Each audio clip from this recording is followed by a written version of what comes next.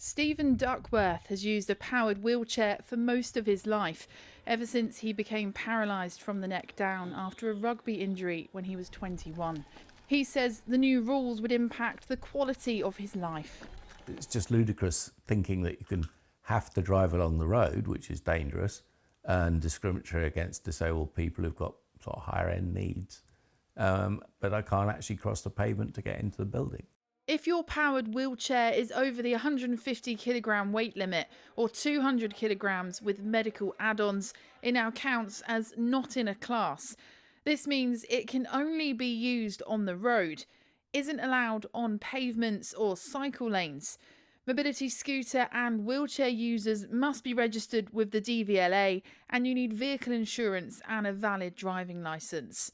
The Wheelchair Alliance, which represents all wheelchair and mobility scooter users, says the guidance is unworkable. If you can't drive across a pavement to get to the law because you need a driving licence, you can't get out of your house. If you are a person who can't get a driving licence because you are too young, maybe you've got complex medical conditions, or you've got a cognitive impairment where you're safe to drive on the pavement, but actually to drive on the road is just way too difficult, then you're going to be, if you like, a prisoner in your own home.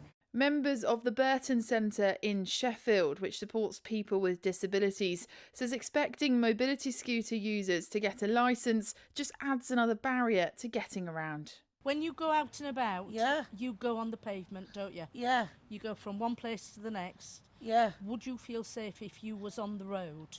Keep it deaf. You want to keep safe. Would Yeah. you feel safe if you was on the road? No. No. Why not? Why you not? It's really dangerous. It's really dangerous, yes. The push bikes are already being knocked over.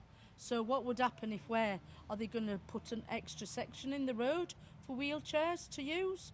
Because we wouldn't be able to use the push bike lanes, would we?